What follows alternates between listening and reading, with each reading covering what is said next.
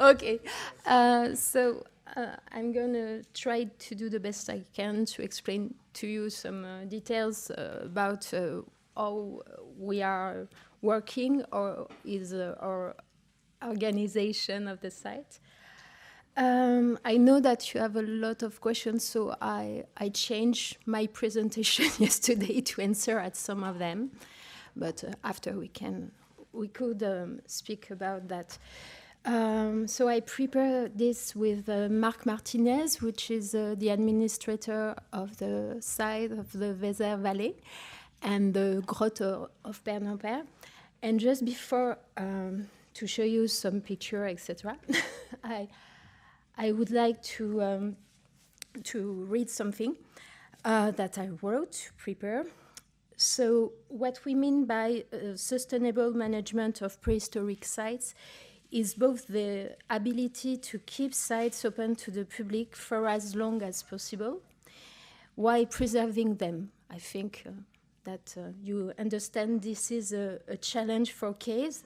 They are very fragile environments, and awareness of this fragility of this site, it's a recent phenomenon. And we owe a large part of what happened with the Lascaux cave, indeed. So here you can recognize the bison of Fond-de-Gomme, I think.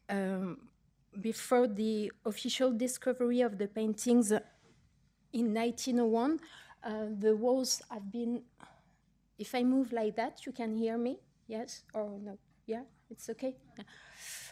Okay. Because I used to move when I speak, but so here you can see the bison and the graffiti from were made at the second half of the 19th century, and those damaged the paintings, as you know. Okay, but fortunately, the site was classified as an historic monument in 1902 to give it a protection. And this protection was reinforced by the law in 1914, the law with the creation of the Caisse nationale des monuments historiques et préhistoriques, which is the National Fund for Historic and Prehistoric Monuments. And later, what I want, sorry. And indeed, this National Fund for Historic and Prehistoric Monuments become the Centre des Monuments Nationaux in 2000. So it's a public administrative establishment under the supervision of the Ministry of Culture. And this establishment is in charge of more than 100 monuments that belong to the state in order to present them to the wider public, to enhance their value, but also to conserve them. More than 100, it's not only prehistoric sites, maybe you know, and I show you just a few of them. This is a small selection. You can see castle. You can see also this in Paris. This is the Arc de Triomphe. And this size is welcome more than 1 million visitors per year. Okay. This chapel also, more than 1 million because they are in Paris and they are very famous. And this is the Mont Saint-Michel, which is quite 2 million person per year. So you see what I mean? It's not our case. In the cave we can't. That's true. So we are lucky. We are lucky because the Centre des Monuments Nationaux, which is manage our sites, is a large network that operates according to two principles. The principle of total financial equalization, and also the organization principle based on shared projects and resources and sharing skills. I don't know if you see what I mean, but what is really important is the financial equalization of resources. Because as we can welcome only a few people per day, we couldn't open if we didn't belong to this Centre des Monuments Nationaux. Okay? It's clear, or yes? Thank you. So I show you now a map with the different sides of the valley. That's where we are, les Eyzies, and you see the different sites all around that they belong to the cave district of the Vézère Valley and Père-Nompère that we are managed. And among them, there are sites who are open to the public, but also some of them are closed for different reasons, and most of them it's because of the security of the place. Some of them are decorated like the cave you have seen yesterday, Combarel, Fond de Gomme, Cap Blanc, and Le Poisson, which is another shelter with a sculpture. But there are also the prehistoric sites, Moustier, Micoque, Ferracy, Le Griotte. And in Gironde, it's at 200 kilometers close to Bordeaux. There's another cave with art, which is Père-Nompère. I show you just an example up here. You can see the horse engraved in Père-Nompère, which is open to the public also. And just to close, the oaks engraved on the calcite in the cave of La Mairie at Teja. Yes, the famous one.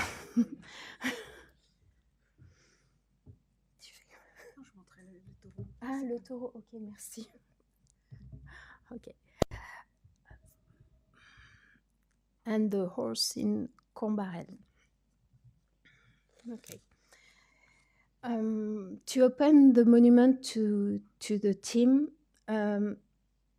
you have a, sorry, I'm going to read more or less with you.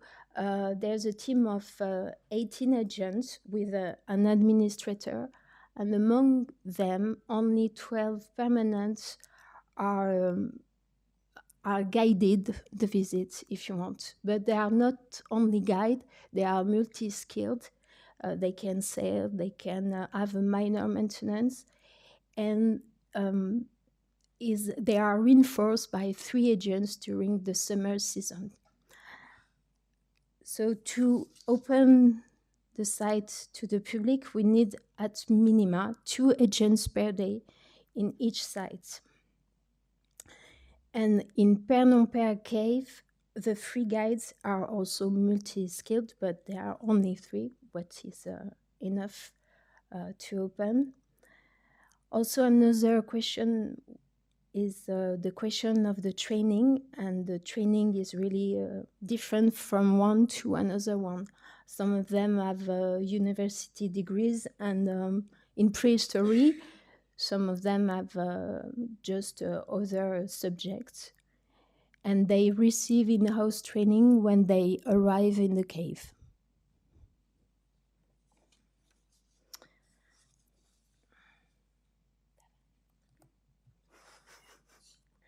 Say, to open to the public and the conservation, there's a restricted access. So until 2021, there was no reservation system in place. So the visitors arrived in the morning very early, and they have to wait. And sometimes they could have to be lucky and get some tickets to go in the cave, but sometimes not. It was too late. And the introduction in July 2021 of an online computer reservation system have eliminated these queues. The places go on sale online about 1 month in advance, and it's therefore possible to adapt the number of visits available in advance depending on the number of participants and other requirements. That's very important, and it's not always very easy, but that's maybe better than before. Very strict gauges their evolution over time, so I just choose to present only fond de gomme. In the 80s, up to 1,500 people a day could visit the cave, with sometimes 50 people per tour. You imagine what you have seen yesterday, 50 per, and they have bags. They were allowed to have bags in the cave. To limit the impact of the damage, of course, the daily visitor numbers were greatly reduced. And from 1991 until 2012, 200 people per day were allowed. So that was really much better. And the cave's climate is monitored more closely at the same time. Up. And now, if you want, at Fond de Gomme in 2011, there were tests who were carried out during the high season on the basis of one number of visits with a number of visitors by visit, taking into account the following parameters: air, floor, and wall temperatures, hygrometry, and dioxide carbon, to see what was the impact on the cave, okay? If there was a good balance inside all the time. And a break-even point was found with 8 visits of 13 people times 30 minutes per visit, and it gave the number of 52 hours, you can do that if you want, of present maximum per day. So that's the break-even point. We know that the best is there for the cave, but today, indeed, we only have 6 visits per day of 13 people. So we have 42 hours of daily presence, and then we have a margin of 10 hours. And with that, it's possible to welcome researchers and to carry out maintenance work in the cave. Is it clear, the way we calculate? Okay, thank you. And with 1 closing day per week, of course. That's important for the cave. At Combarel, it's another way to calculate. We don't really calculate indeed. It's essentially the configuration of the cavity and the level of carbon dioxide that determine the gauge. 7 people for 6 visits per day, so it gives a number of 42 people per day. L'Abri du Poisson, it's also a very small place, so only 8 people at the same time in the shelter, with 2 visits per week on average. Cap Blanc, well, you can read 25 people maximum for 6 visits in the day, and with 45 minutes between each group, interest and exits. And Père-non-Père, it's 18 people per visit. And sorry, as you cannot see it, I would like to, yes, you have seen now, you cannot visit it, but this is the poisson, the salmon sculpted on the ceiling in the rock shelter. Okay, a long time ago, 28,000? well, around 28,000. Okay. So here is the number of visitors for the year at Fond de Gomme, Cap Blanc, and Combarel. And if we had the archaeological sites deposit of that I showed you before and the Abri du Poisson, it's around 32,000 visitors. So that's a few compared to the big monument I showed you at the beginning.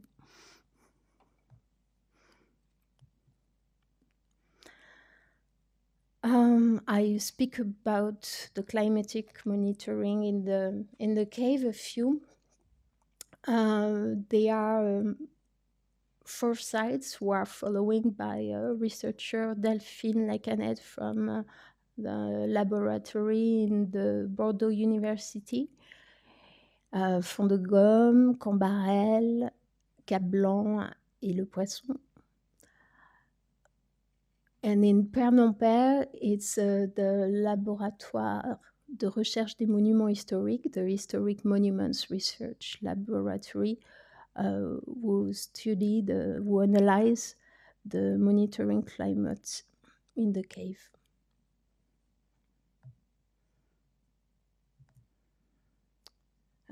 Just to show you an example with Fond de Gomme, you have, you can see the map of the cave, and in different places there are stations who are recording different information about air, rock, and the dioxide carbon.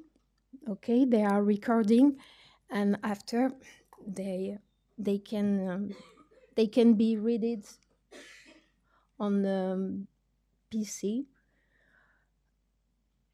So in this picture, you have seen probes in the foreground. It's also in Fond de Gomme. Maybe you have seen them yesterday.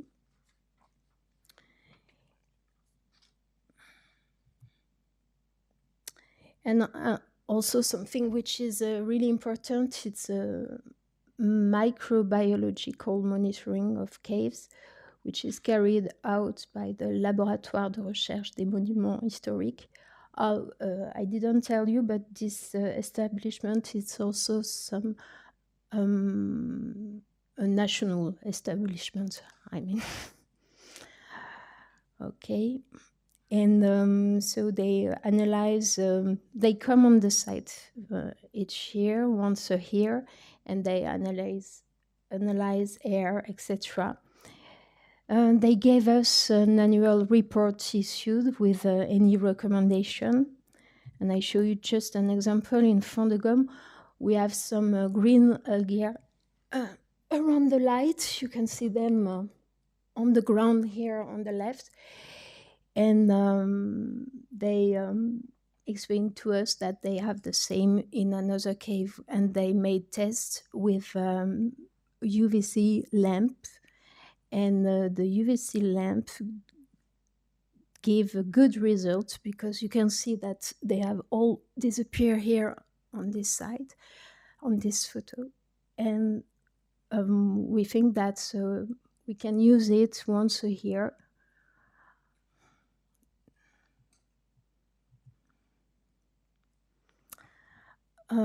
So I just wanted to say that what is also important for the preservation is the external environment, and so we have to monitor it, the plant cover and its development are monitored to ensure a stable climate inside the cavity. That's true. And also we have to avoid fire outbreaks. So we are really aware about that. So those recommendations are part of the management plan of UNESCO. And just if I follow. Okay. So. Yes, I wanted to speak about a lot of things, but I couldn't at the time. Sorry. yes, because the site also made part of UNESCO World Heritage. I wanted to just, yes, you, okay, d'accord. So we have a new initiative to enhance knowledge for sustainable management, chronogram, and also the geographic information system. But I think that Oscar spoke about that also. Okay. This is okay. Okay. This is one of the acts at the entrance of the Cambarel cave, where we clean quite every every 2 years. I think we are cleaning the cliff just to have also a good climate in the cave. And du coup, ça m'a tout coupé. Je ne sais plus ce que je raconte, mais c'est pas grave. Okay. Yes, I wanted just to finish to speak about the developments in mediation.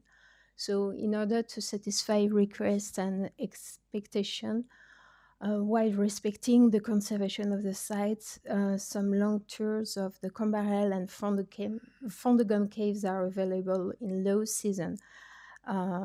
It's a small group of 4 people, and that's really interesting. The visitors really love that. They enjoy. We are also developing the visitor offer to the prehistoric sites through the themed walks in partnership with the National Prehistory Museum. And thanks to the 3-dimensional image capture and the complete digitization of the Fondegum cave, some remote guided tours can be organized and offered to remote and disadvantaged visitors. They are currently being created, and we hope we're gonna have them very, very soon. So just to illustrate the 3-dimensional captation, yes, the robot dog in the cave during the scanning of the cave, yeah.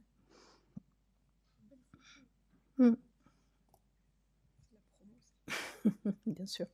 Hosting, so to promote the site, we're hosting also artistic projects that I choose the example of Oliver Beer that Jean-Michel Jeunette spoke about just a few days before. So the project cannot take place in situ, but will give rise to recording that can be presented in other places. Like here at the Lyon Contemporary Art Biennale. Okay, you can see the pictures were recording in the cave with the singer just in front of the paintings. So it's really an immersive experience. Sorry. And to finish, we also the scientific studies. And I think it's a good way to promote caves and deposits through their dissemination while continuing to expand our knowledge. And here we have an example with the work of Patrick Paillet's team at Fondegum, which is the subject of different conferences, reports, and publication. And this one, we speak about some special pictures in the cave. It's just ça fait 4 jours, no? Was published, I think, 4 days. Yes, 4 or 5 days before today. Okay. So thank you for your attention. Sorry, it was too long.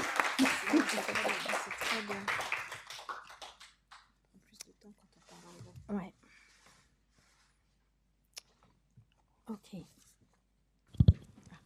Thanks, Céline. There is so many things to say. So many in 20 minutes. Yes. Any question? Amanda?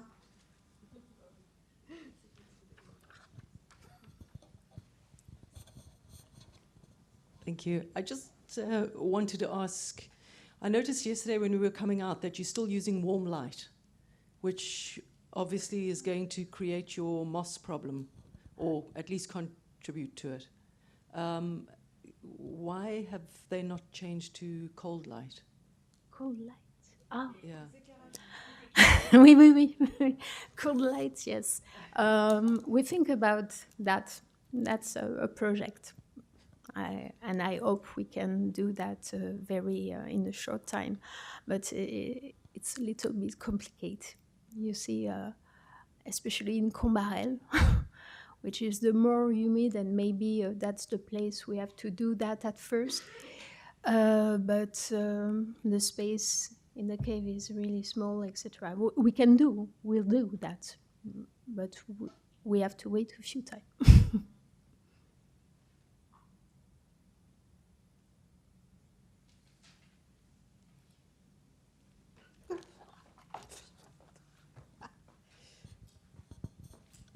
Thank you. You spoke about the remote guided tours that will still be happening. I'm just interested to know how that works, how and where and how exactly it'll work. So I cannot give you a lot of information about that for the moment, but I think it's that will be online. You will have a meeting, and for example, there will be probably one of guide who's gonna guided with the film, if you want, a recording, and you can go in the cave. I imagine that because we don't have it finished yet, but and sometimes you can stay and look at the wall, but you can also zoom and see the details, the very tiny details. So that's interesting. Maybe you could also see the walls with different lights, with the shadow moving, etc. And something also, tools were discovered in the cave, a few, but sometimes maybe when you walk, you can find the tools and see what is it, etc., etc. Perhaps I can complete, because in fact, since 2 years in Ministry of Culture, there are a lot of funds for development of numeric tours, numeric visits for all the national monuments, cave also, and for museums, national museum. And for example, it's the same for us. And it's a project directly managed by the ministry, but the step, the higher step of our administration, and we have just to sometimes give indication, of course, for our place, and I think it's the same for you. Yes. In fact, it's well, to be totally clear, it's a beautiful project, but sometimes for the administrator, as Marc Martinez, and I think for the museum, it's difficult to just have what we would like to have, because these projects are in a conception global for all the monuments and for National Museum for all the museums, and in fact doing numeric visits for I don't know, Pau Castle is not the same for National Museum of Prehistoric. And so sometimes it's quite difficult. I think it's the same for between Arc de Triomphe and Combarel. Yeah. But I think it's not always the same person who create them. So they just, more or less. Yes, indeed. So we expect a lot, but we'll see if we can have everything that we would like. Just to go further with what Nathalie was saying, that it's I think it's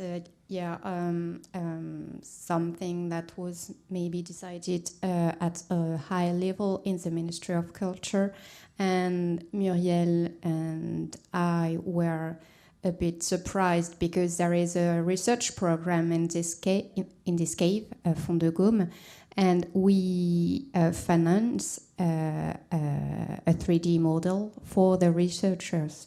So it was a bit I don't know, strange. Yes, thank you. To see that there were two 3D models at the same time that were conceived for the same aim, and there was not at the beginning. There was no cross-cutting discussion or. Oh, yes, and at the beginning. Yes. Not between us, Céline. It was no, I understand. No, just there was more than 10 years ago, first three-dimensional model of Fond de Gaume, but they couldn't have been everywhere. It was difficult at this time, so that's why they made one more also. And just to be sure to understand, and also to share this experience with our colleagues. So you show us the level of frequency of the different sites. Yeah. So it's quite a low number of tourists per year that are allowed to go inside regarding the conservation measure. And on the same time, you have seen there are quite a lot of guides. So it means it's not so much. Indeed, it's not so much. I say 12. Yeah, but so the point I would like to come, I imagine that in very practical way, the salary of all the guides is also possible because this site, they are part of the Center of National Museum. So it means you have seen they have Arc de Triomphe. So other castles, so it means the entrance fees to other sites, it's allowed to pay also the salary to the guides here where you have low visitors regarding conservation issue. If it would if it's not possible to have the entrance fees for that so famous site, it won't have been possible to have so strict conservation issues with so few numbers and with the salary of paradoxally so many guys regarding the number of tourism. Yes, of just course. to put it in perspective, because in Southern Africa it's completely different. Generally they are freelance guides, and here it's possible to have these models because in this center of a national monument you have huge sites in terms of frequency. Yes.